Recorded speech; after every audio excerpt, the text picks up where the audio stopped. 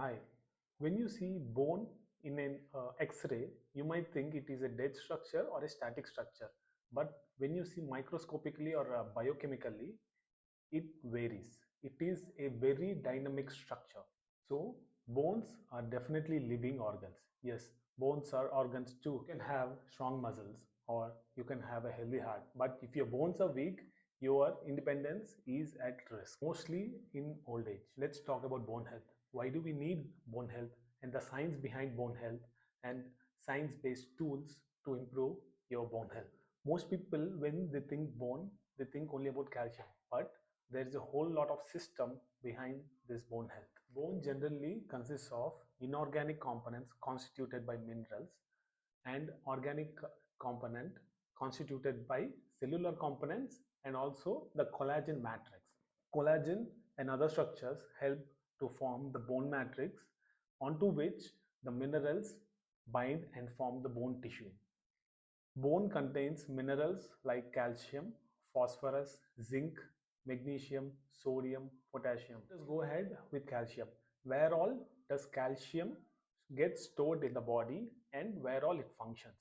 So 99% of your calcium stores in your body is present inside bones, and rest of the 1% is present in your nervous system, helping nerve conduction, is present in your heart, helping rhythmic contraction of the heart, and it is also present and helps in blood clotting.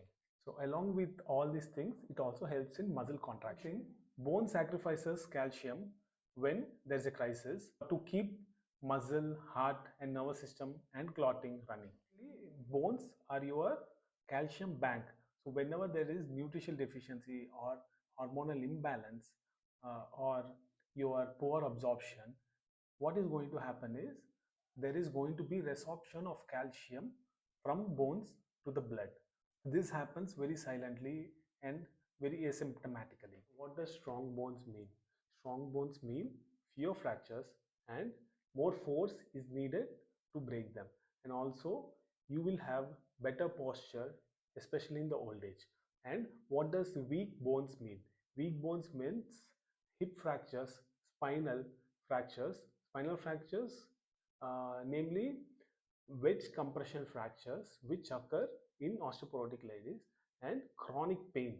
Also, you are going to have increased mortality after a fracture, especially in the old age when you have weak bones. Let me explain this. So, when you have a fracture, it is treated either conservatively or operatively.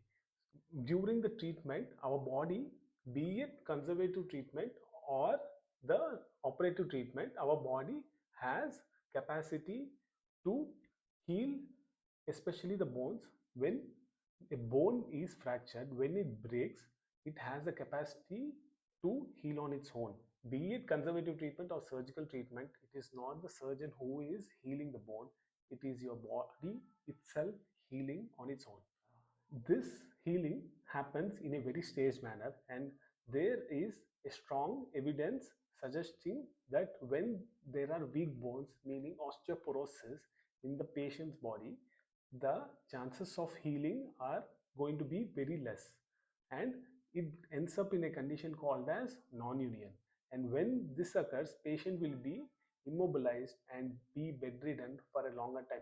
When patient is bedridden for a longer time, what it means is there is going to be many other complications which can lead to death, namely deep vein thrombosis, pulmonary embolism, bed sores, respiratory depression. So these are the complications which occur post-operatively in bedridden patients. So it increases your mortality. The weak bones increases your mortality. So this immobilization in turn causes decreased bone mineral density invariably. So the point being here is bone health is not about old age, right? It is about how you're going to age. So let's discuss about calcium metabolism briefly. So before going into calcium metabolism, I just want to tell about osteoblast and osteoclast. These are the cellular components present inside the bone tissue. Osteoblasts or the bone forming tissue, osteoclasts are bone resorpting tissues. So calcium metabolism mainly depends on number one, vitamin D. It increases your calcium absorption from the gut. Number two is your parathyroid hormone. It increases resorption so that it can increase calcium in the blood. Number three is calcitonin. It has protective capacity, decreases osteoclastic activity in the bone tissue. So what happens when vitamin D is low? Bone health is not just about calcium. So what happens when vitamin D is low is your calcium absorption in the gut decreases. If the calcium absorption decreases, there is decreased serum calcium levels in the body. So when there is decreased serum calcium levels in the body, bone, being the bone bank, sacrifices, and there is going to be increased resorption from the bone. So when vitamin D is deficient in a person, you're invariably going to have weak bones. Truth is, calcium without vitamin D is like cement without water. Of bone health. What causes poor bone health? There, they can be divided into modifiable and non-modifiable factors. Non-modifiable factors are going to be your genetics. Number two is age. So as you age, there is going to be progressive loss of bone mineral density yearly, but this can be avoided with good amount of physical activity, increased amount of physical activity. And third will be your gender, especially in post-menopausal women. There is going to be decreased estrogen has this inhibitory capacity of stopping the osteoclastic activity. Point is gender. Especially in postmenopausal women, there is decreased bone mineral density because the estrogen levels in the serum decreases.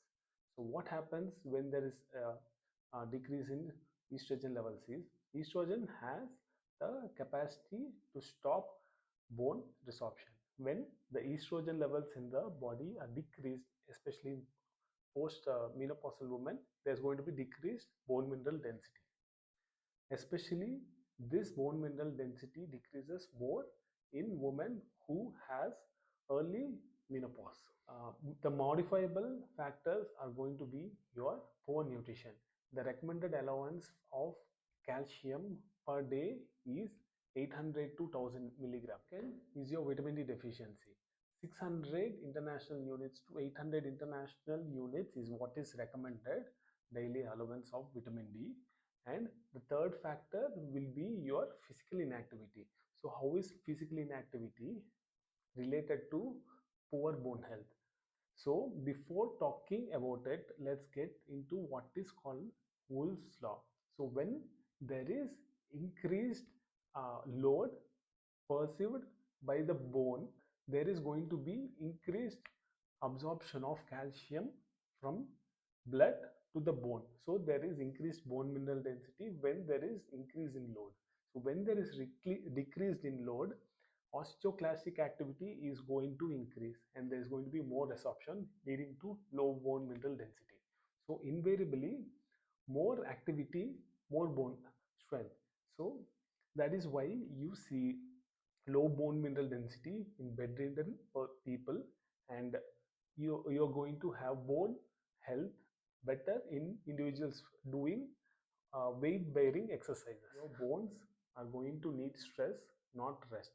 More the stress, more stronger the bones. Modifiable factors will be your alcohol consumption and smoking. They have very negative effect on bone health. The next will be your excessive steroid use. Genetics load the gun, but it is a lifestyle that pulls the trigger. Osteopenia is early bone loss. Osteoporosis is a fragile bone with increased chances of risk of fracture. So what happens in osteoporosis is the bone becomes porous, it becomes very brittle, and small amounts of trivial trauma will cause fractures.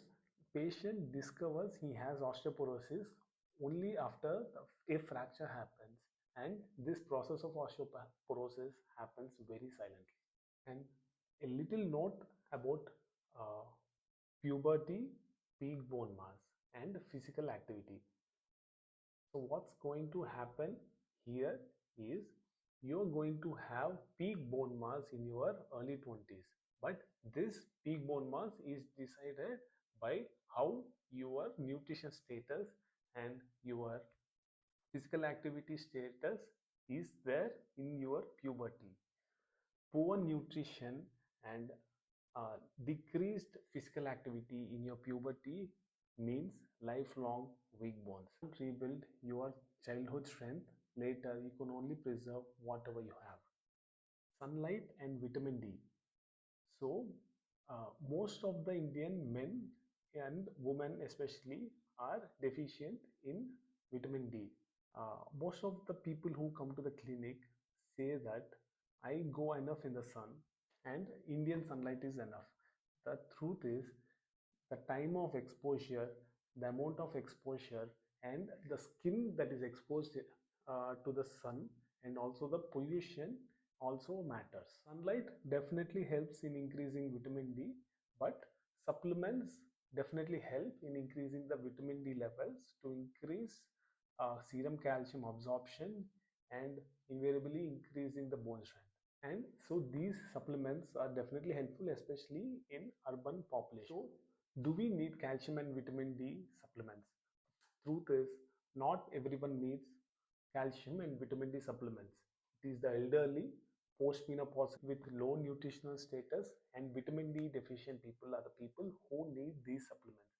Supplements are just the support, but it is the lifestyle which creates stronger bones. Blind supplementation without a proper test is not ideal. Other supplements for bone health is going to be your magnesium, zinc, vitamin K, omega 3, it helps indirectly, and protein.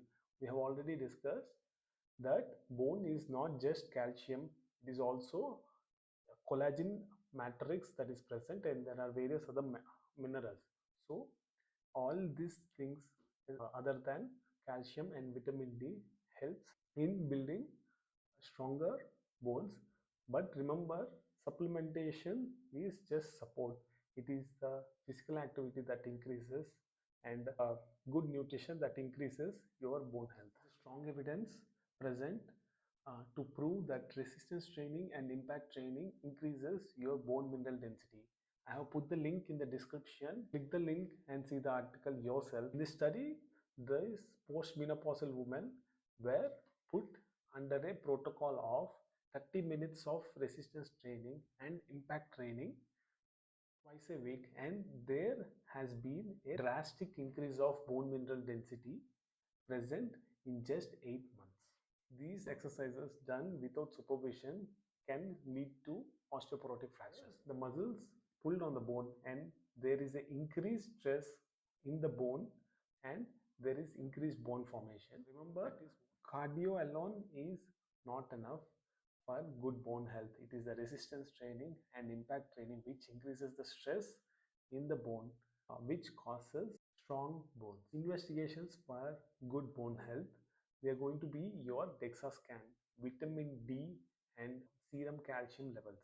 These are just screening tools, especially in postmenopausal women. We use DEXA scan to avoid osteoporotic fractures beforehand. In this video, I'm not going to go much about the treatment of osteoporosis.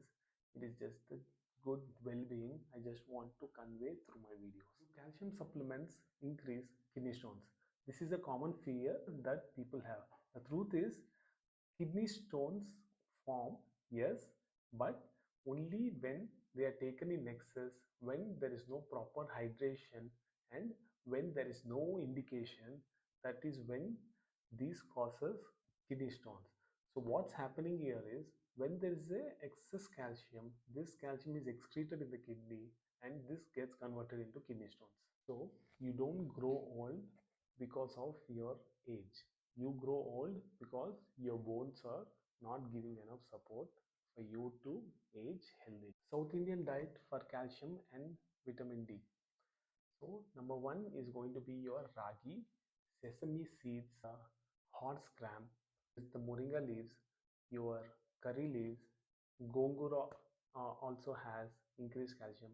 Almonds, all the dairy products, cheese, milk, paneer has increased calcium in it. So groundnuts and the small fishes, they come along with bones. So it can be chewed. The bones can be chewed in a small fishes. These are the calcium containing South Indian food items. What are the vitamin D sources? Vitamin D source is number one, your sunlight, and number two is your egg yolk.